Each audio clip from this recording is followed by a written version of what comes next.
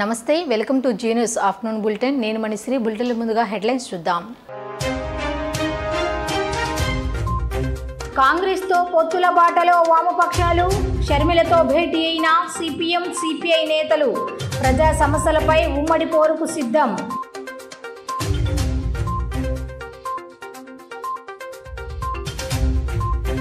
రైతులపై దమనకాండను నిరసిస్తూ కార్మిక సంఘాలు లెనిన్ సెంటర్లో నిరసనలు రైతులపై కాల్పులు జరపడంపై తీవ్ర ఖండన మోదీ గద్దె దిగితేనే రైతాంగ సంక్షేమం సాధ్యమంటూ స్పష్టం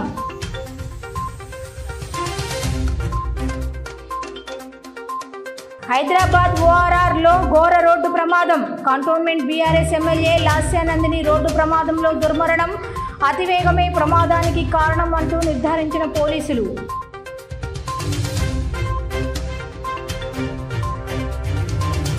29వ డివిజన్లో సిపిఎం జనశంఖారావం పాల్గొన్న సిహెచ్ బాబురావు దోనేపూడి కాశీనాథ్ సెంటర్లో ప్రజా సమస్యలను పరిష్కరించడంలో మేయర్ స్థానిక ఎమ్మెల్యే వైఫల్యం చెందారంటూ విమర్శలు జనసేన అధినేత పవన్ కళ్యాణ్ పై మంత్రి అంబటి రాంబాబు మండిపడ్డారు. ఒక పార్టీతో పొత్తులో ఉండి మరొక పార్టీతో పొత్తు కుదుర్చుకుంటే ఎవరైనా తిడతారన్నారు. ప్రజాస్వామ్యంపై ఉన్న నమ్మకం ఉన్న ప్రతి వ్యక్తితోనూ తిట్లు తినాల్సిందేనని అన్నారు. పవన్ లాంటి అనైతిక రాజకీయ నేత మరొకరు ఉండరని అంబటి రాంబాబు అన్నారు. ఓట్లు కొనుక్కోమంటూ పార్టీ నేతలకు లైసెన్స్ ఇచ్చారని అంబటి రాంబాబు అన్నారు. పవన్ చంద్రబాబును టీడీపీ జనసేన నాయకులను నమ్మొద్దని ఆ పార్టీ కార్యకర్తలకు సూచించారు. మరి పవన్ కళ్యాణ్ గారు రావడం చాలా దురదృష్టకరమని మనం చేస్తున్నాం. అంతేకాదు నేను జాతీయ నాయకులతో చాలా తిట్లు తిన్నాను. లెటర్ మరి జాతీయ నాయకులు నువ్వేమో బీజేపీతో పొత్తులో ఉంటావు, చంద్రబాబుతో మాట్లాడతావు, చంద్రబాబు జైల్లో ఉంటే నేను జైల్లోకి వెళ్ళి పలకరిస్తావు, పలకరించి బయటకు వచ్చి నేను చంద్రబాబు కలిసే పోటీ చేస్తున్నావు అని అంటావు. ఒక పొత్తులో ఉంది, ఆ పొత్తులో ఉన్న పార్టీకి సమాచారం లేకోకుండా మరో పార్టీతో పొత్తులో మీరు వెళుతున్నప్పుడు ఖచ్చితంగా ఏ రాజకీయ పక్షమైనా, నైతిక విలువలు కలిగిన ఏ రాజకీయ పక్షమైనా, నైతిక విలువలు కలిగిన ఏ రాజకీయ నాయకుడైనా నువ్వు చేస్తున్నది తప్పు అని చివాట్లు పెడతారు. వాళ్ళు పెట్టేదేంటి దారేపాడు చివాట్లు పెడతారు. ఏమైనా నీకు బుద్ధిలో బుద్ధి లేదా? బీజేపీతో పొత్తులో ఉన్నావు కదా, బీజేపీకి చెప్పుకోకుండా నువ్వేంటే చంద్రబాబుతో పొత్తులోకి వెళ్తున్నావు, వాళ్ళు కలుపుకున్నావా అని అడుగుతారు. అందువల్ల అనేక చివాట్లు నువ్వు తిన్నా రాబోయే కాలంలో మరిన్ని చివాట్లు తినేటటువంటి పరిస్థితి కూడా ఏర్పడుతుందనే విషయాన్ని దయచేసి పవన్ కళ్యాణ్ గారు గమనించాలని ఈ సందర్భంగా నేను మనవి చేస్తున్నా. సరే, పవన్ కళ్యాణ్ గారికి ఇంతవరకు పొత్తు అన్నాడు, కానీ ఆ పొత్తు ఎక్కడ పొడిచిందో అర్థం కావట్లా, ఎన్ని సీట్లు ఇస్తారో అర్థం కావట్లా, ఈయన ఎన్ని పోటీ చేస్తాడో ఈయనకి అర్థం కావట్లా, అక్కడక్కడ భీముడిలోనే పోటీ చేస్తాను అంటున్నా అంట. మరి నిజమో కాదో తెలియదు, అఫీషియల్గా అనౌన్స్ చేయనటువంటి పరిస్థితి. ఇలాంటి గందరగోళ పరిస్థితుల్లో మా ప్రత్యర్థులు ఉన్నారనే విషయాన్ని దయచేసి ఓటర్ మహాశయులు గమనించాలని మనవి చేస్తున్నా. వాళ్ళు గందరగోళంలో ఉన్నారు, వాళ్ళు ఎన్ని సీట్లు తేల్చుకోలేని పరిస్థితిలో ఉన్నారు, ఎవరెక్కడ పోటీ చేయాలో కూడా తెలియనటువంటి పరిస్థితిలో ఉన్నారు, చంద్రబాబు నాయుడు గారు కూడా రెస్ట్ తీసుకునే పరిస్థితిలో ఉన్నారు. కాబట్టి టోటల్ గా తెలుగుదేశమే రెస్ట్ తీసుకోవాల్సినటువంటి పరిస్థితి ఏర్పడుతుంది.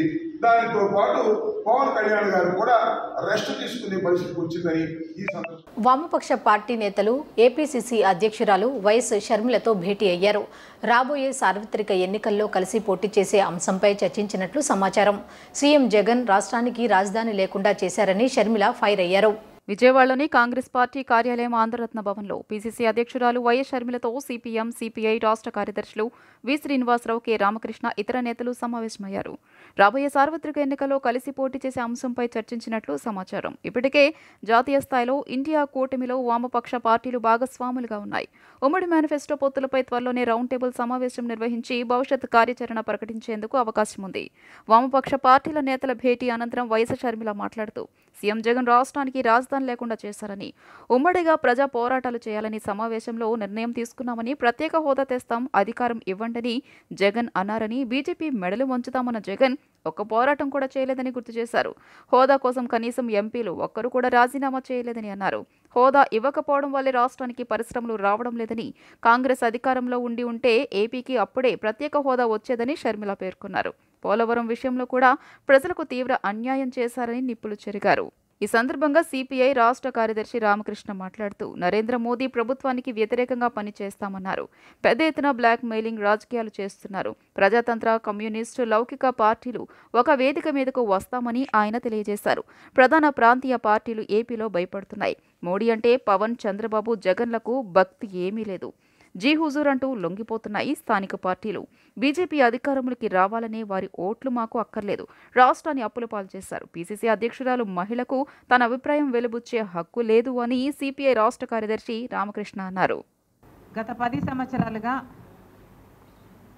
ఆంధ్ర రాష్ట్రం అభివృద్ధి చెందలేదు అన్నది ఒక సత్యం, ఒక వాస్తవం. దీనికి కారణం కేంద్రంలో, రాష్ట్రంలో, అధికారంలో, ప్రతిపక్షాలలో ఉన్న పార్టీలు, నాయకులు.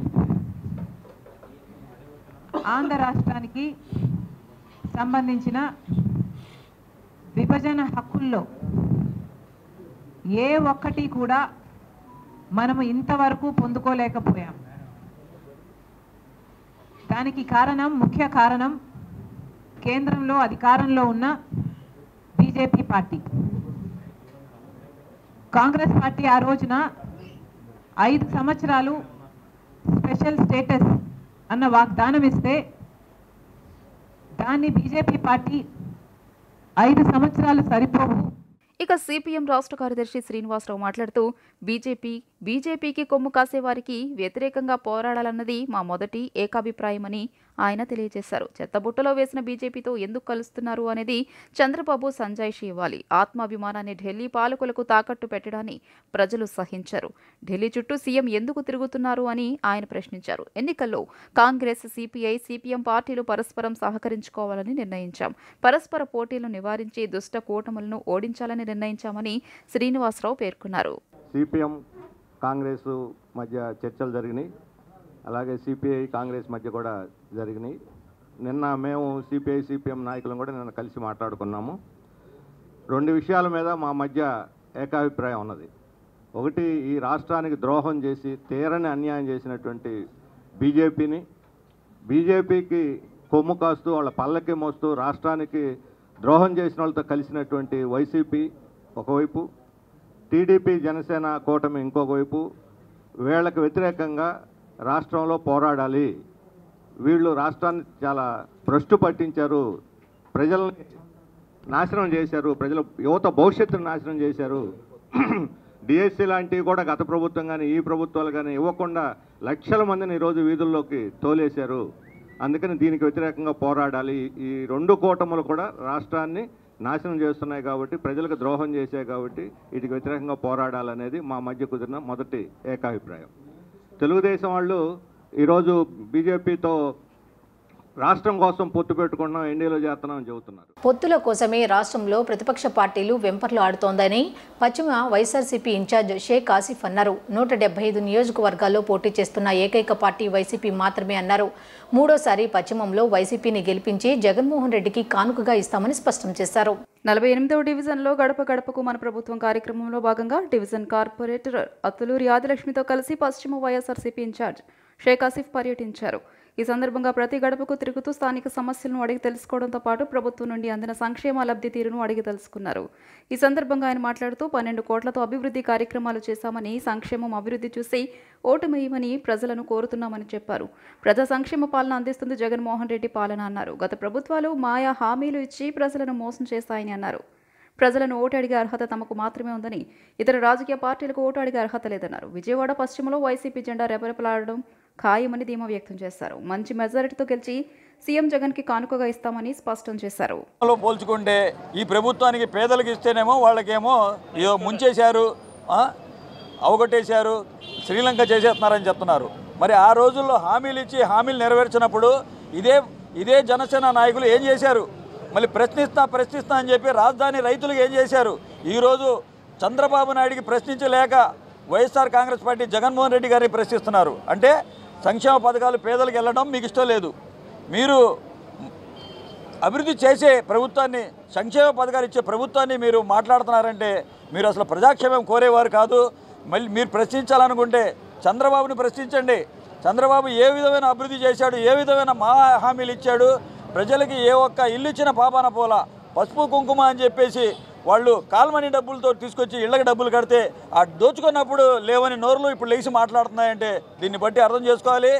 చంద్రబాబు నాయుడికి పవన్ కళ్యాణ్ దత్తపుత్రుడు, అది ఆయన ఉతాస్తే పలుకుతాడు. కానీ జగనన్న మంచి చేస్తేనే ఓటేయండి నాకని చెప్పేసి ధైర్యంగా ఉన్న ఏదైనా ముఖ్యమంత్రి ఉన్నాడంటే వైఎస్ జగన్మోహన్ రెడ్డి గారు.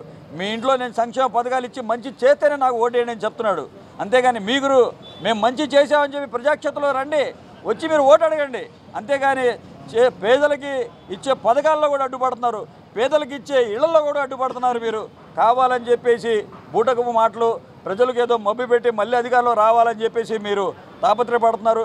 ఇప్పుడు దాకా ఒక 175కి 175 స్థానాలు ఏ ఒక్క పార్టీ కూడా మీరు నిలబెట్టలేకపోయారు. మీ యొక్క అభ్యర్థుల్ని మీరు కేవలం పొత్తుల కోసం పాకులాడుతున్నారే తప్ప మీరు ఏ ఒక్కళ్ళు కూడా ప్రజాక్షేత్రంలో వచ్చి మేము ప్రజలకి ఈ మేలు చేస్తాం, ఇగో మా మేనిఫెస్టో ఇదని చెప్పట్లా. జగనన్న ఇచ్చే పథకాలకి కాపీ కొట్టి మేము కూడా ఇస్తాం అంటున్నారు.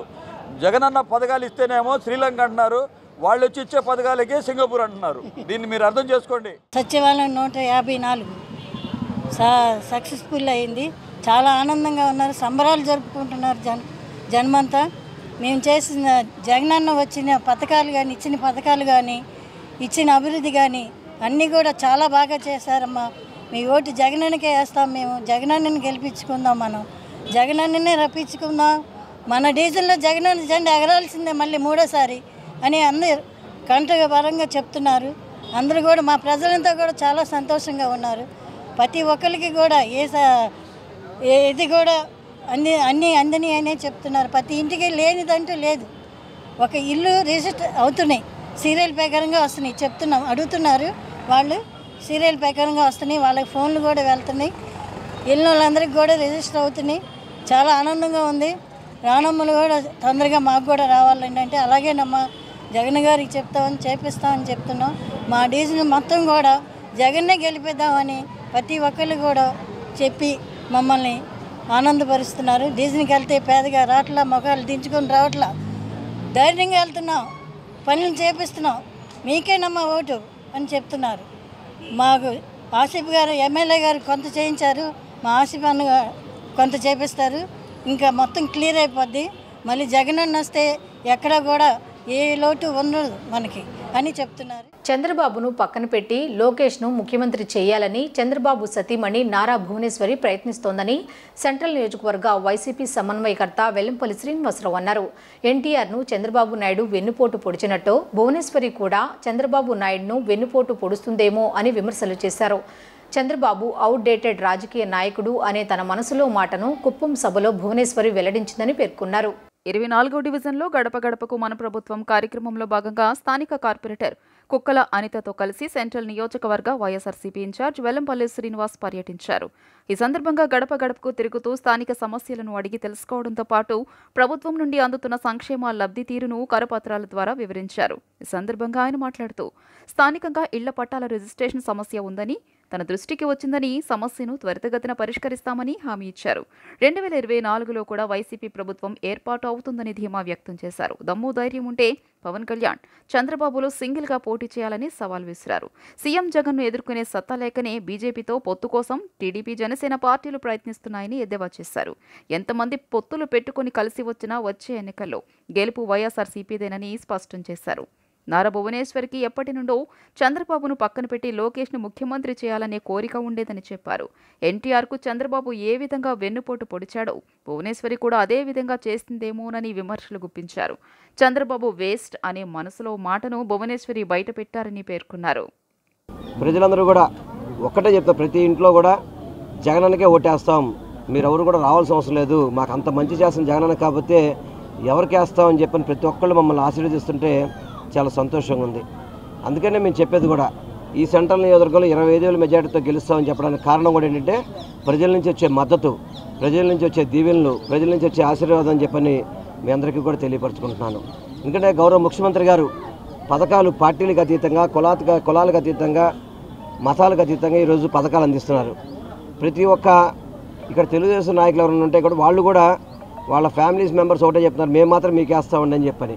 అంటే ఆ విధమైన పరిపాలన మా జగన్మోహన్ రెడ్డి గారు చేస్తున్నారు. పార్టీలకు అతీతంగా ప్రతి ఒక్కళ్ళకి కూడా పథకాలను ఇస్తున్న ఘనత మా ముఖ్యమంత్రి గారిది, మా జగన్మోహన్ రెడ్డి గారు అని చెప్పని మీ అందరికీ కూడా నేను తెలియపరచుకుంటున్నాను. ఆమెకి ఎప్పటి నుంచో కోరిక చంద్రబాబు నాయుడిని పక్కన పెట్టి లోకేష్ను ముఖ్యమంత్రి చేయాలని చెప్పని గతంలోనే ప్రయత్నం చేసింది. అది చంద్రబాబు నాయుడు ఆచరణకి సాధ్యం కాదని చెప్పని అతను ఇవ్వడం కుదరట్లేదు. ఈ విధంగా చంద్రబాబుని రెస్ట్ చేస్తే ఏమన్నా లోకేష్కి అవకాశం ఉంటుందేమో, లోకేష్కి నాయకత్వం ఇవ్వచ్చేమో అని చెప్పని తల్లి కొడుకులు ఈ విధమైన ఏదైతే ఎన్టీ రామారావుకి చంద్రబాబు నాయుడు వెన్నుపోటు పొడిచాడో వీళ్ళకి కూడా అదే పరిస్థితి ఉంటుందేమో అని చెప్పి అనిపిస్తుంది. ఏదేమైనా కానీ ఆమె మనసులో మాట అయితే బయట పెట్టింది.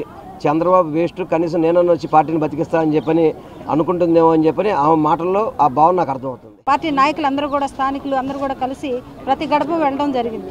ప్రతి ఒక్క సమస్య అడిగి తెలుసుకోవడం జరిగింది. ప్రతి ఒక్కరు కూడా పథకాలు వస్తున్నాయి, అమ్మఒడి వస్తుంది, విద్యా దీవెన వస్తుంది, విద్యా కానుక వస్తుంది, చేయూత వస్తుంది. ఇంకా జగనన్న కాకపోతే ఎవరికి వేస్తాం మేము ఓట్లు, మీరు రానక్కర్లేదు, ఇళ్ళన్నీ కూడా జగనన్న ఓట్లే, ఇవన్నీ జగనన్న ఇళ్ళే అని చెప్తున్నారు.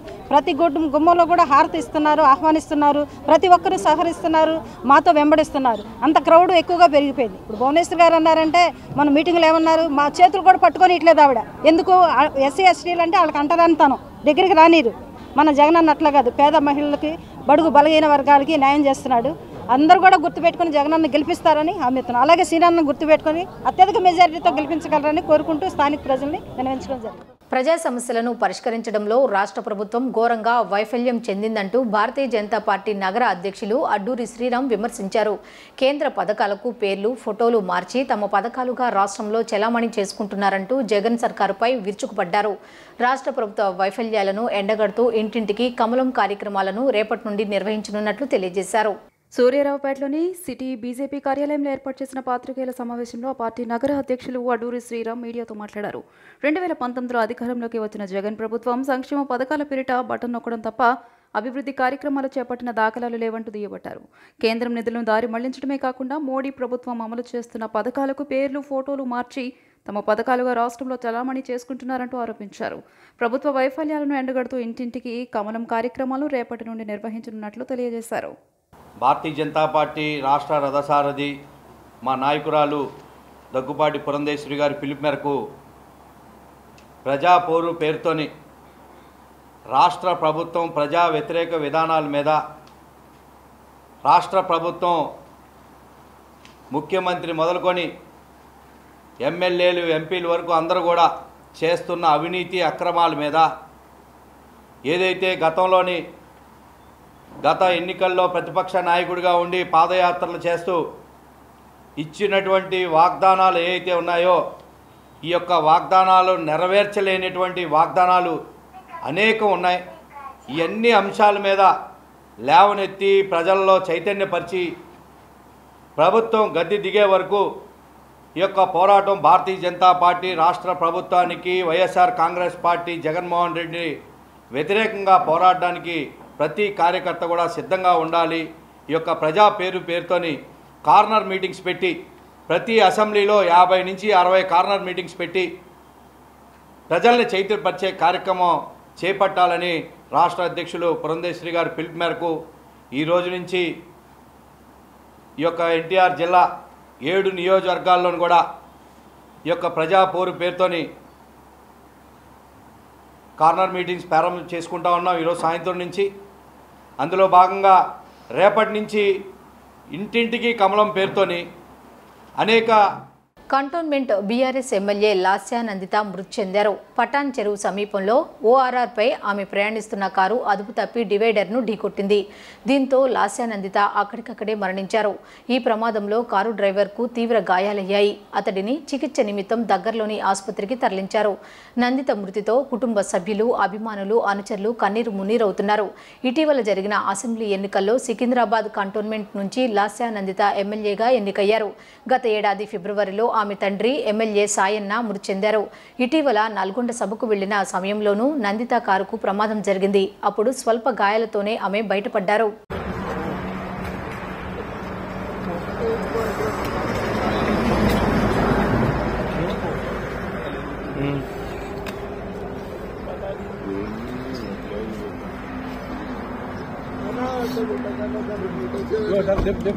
ట్రే తీసుకో అంబులెన్స్ ట్రే తీసుకో.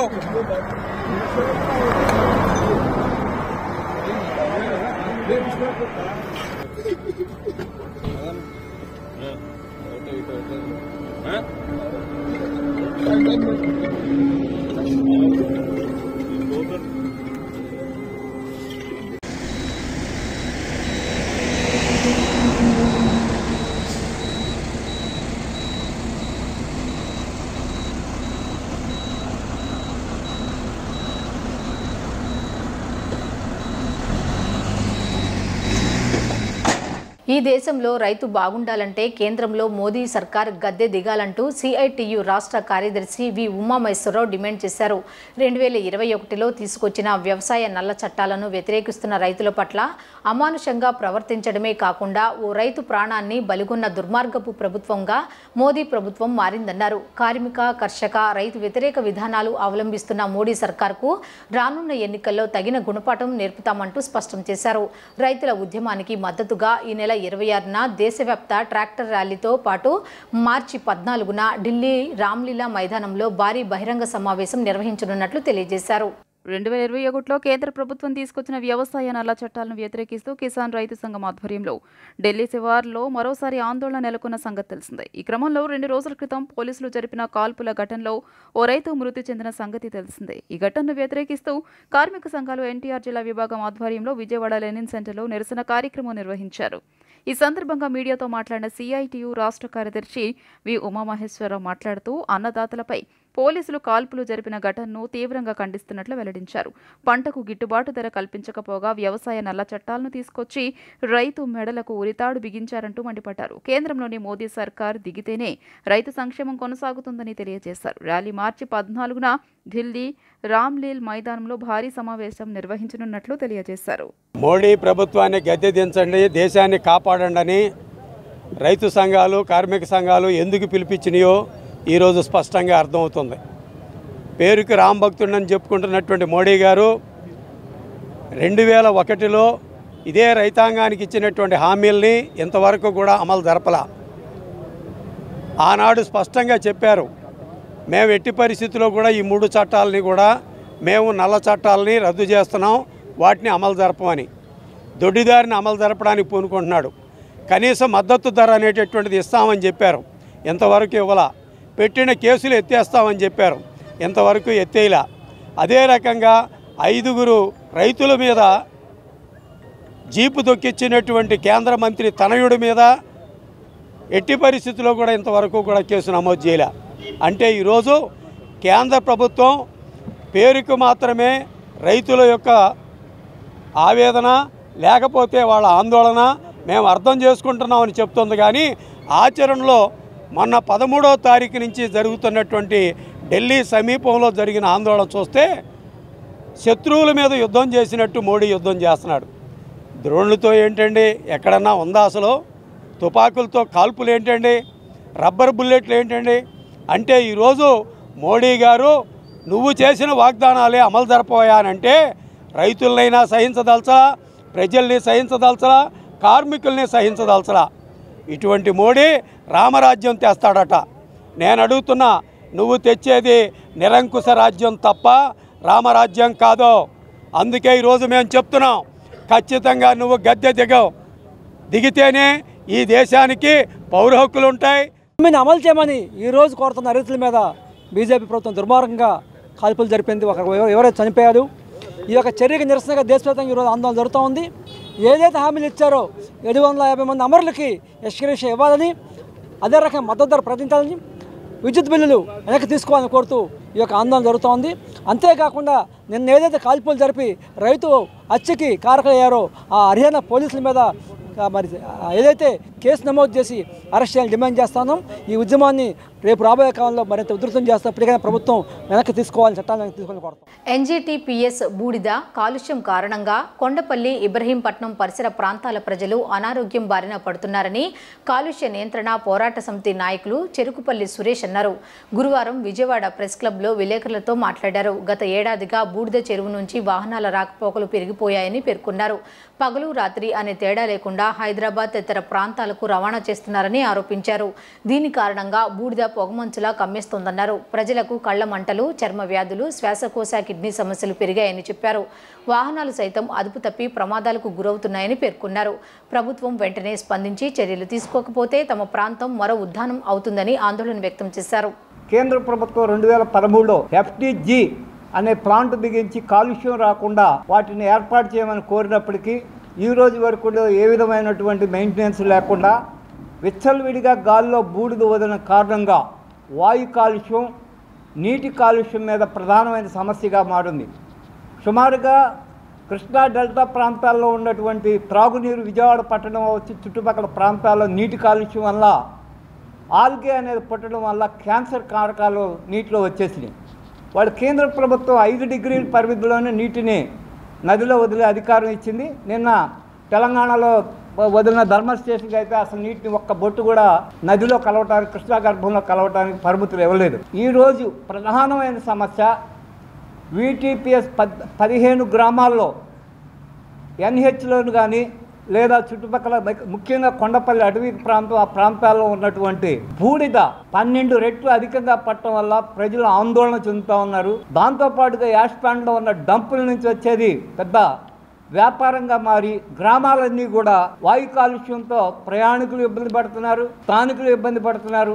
దీని కారణంగా చాలా భారీ ఎత్తున ప్రజలు బయటకు వచ్చి మానవహారాలు ఏర్పాటు చేసినప్పటికి కూడా ఆంధ్రప్రదేశ్ కాలుష్య నియంత్రణ మండలి ఏ విధమైన చర్యలు తీసుకోకుండా అవినీతి మండలిగా మారింది. కాలుష్య నియంత్రణ మండలి అవినీతి మండలిగా మారింది. కంట్రోల్ బోర్డు రావడం వల్ల వాళ్ళతో మాట్లాడి కొంచెం ఆలస్యమైంది. అలాగే ఈరోజు మా కొండపల్లి మున్సిపాలిటీలో ఉన్నటువంటి Narla Tatarao thermal power station అనే సంస్థ 1979లో ఒక యూనిట్గా 210 మెగావాట్లతో ప్రారంభమై ఈరోజు 2500 మెగావాట్లకి విస్తరించింది. చాలా సంతోషం. అలాగే పరిశ్రమలు వస్తే చుట్టుప్రక్కల ప్రాంతాలు కూడా అభివృద్ధి చెందుతాయని చెప్పి, పిల్లలకు ఉద్యోగాలు వస్తాయని చెప్పి మా గ్రామస్తులంతా కూడా, అలాగే చుట్టుపక్కల గ్రామాల వాళ్ళు కూడా స్థలాలు, పొలాలు ఇవ్వడం జరిగింది. మరి ఆ రోజు పొలాలు ఇచ్చారు కదా, ఈరోజు ప్రాణాలు ఇమ్మంటున్నారు. ఈరోజు NTTPS థర్మల్ పవర్ స్టేషన్ బొగ్గు ఆధారితంగా ఇంధనంగా వాడుకుంటా నడవటం మూలాన వాళ్ళు వదిలే ఉద్గారాలు ఏ అయితే ఉన్నాయో sulphur dioxide, nitrogen oxide, carbon dioxide ఇవన్నీ కూడా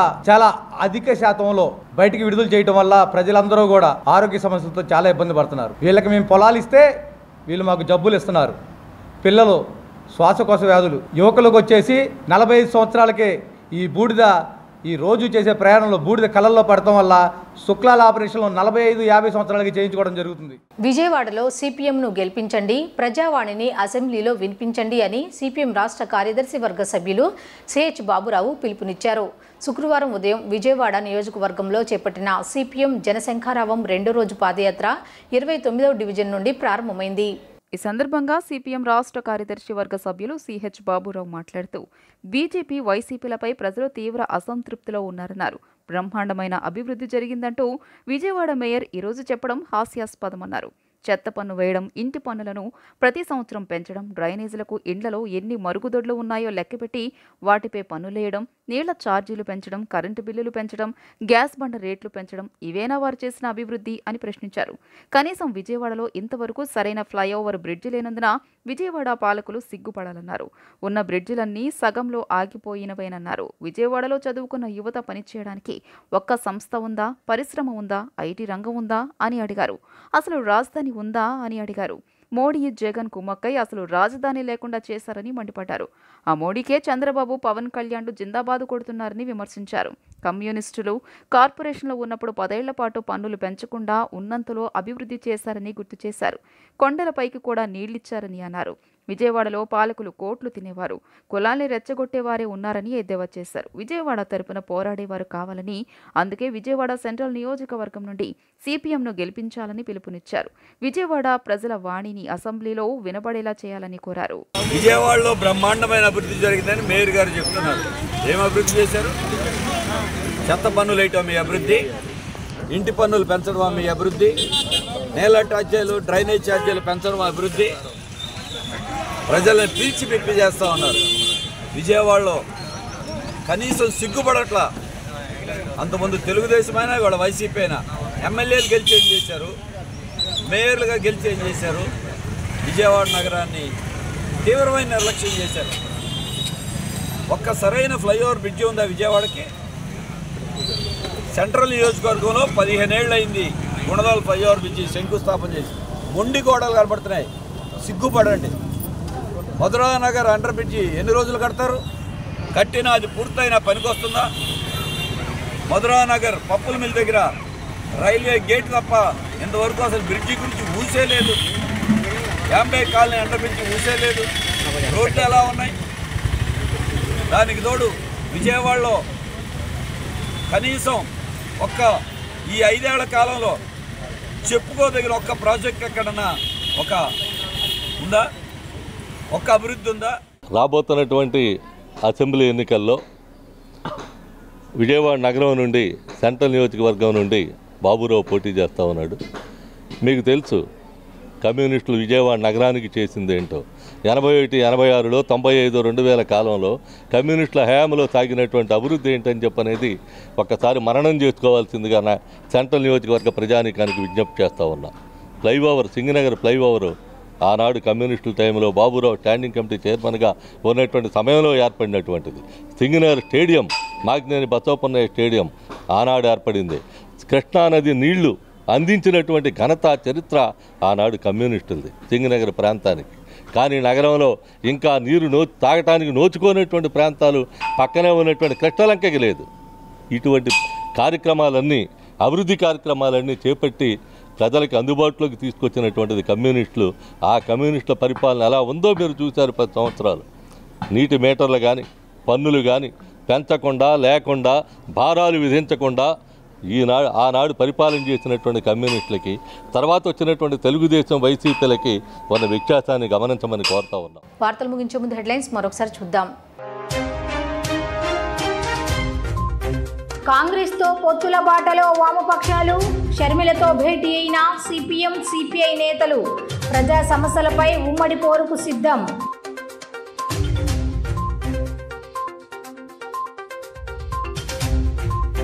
రైతులపై దమనకాండను నిరసిస్తూ కార్మిక సంఘాలు లెనిన్ సెంటర్లో నిరసనలు. రైతులపై కాల్పులు జరపటంపై తీవ్ర ఖండన.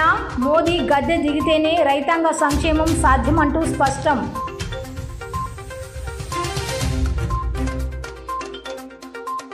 హైదరాబాద్ ఓఆర్ఆర్లో ఘోర రోడ్డు ప్రమాదం. కంటోన్మెంట్ బీఆర్ఎస్ ఎమ్మెల్యే లాస్యానందిని రోడ్డు ప్రమాదంలో దుర్మరణం. అతివేగమే ప్రమాదానికి కారణం అంటూ నిర్ధారించిన పోలీసులు.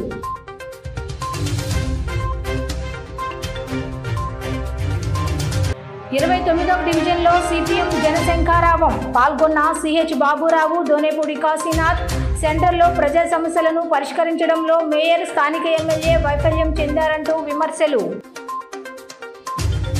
ఈ వార్తలు ఇంతటితో సమాప్తం. తిరిగి రాత్రి 7:30 బులెటిన్లో కలుద్దాం. అంతవరకు సెలవు. నమస్కారం.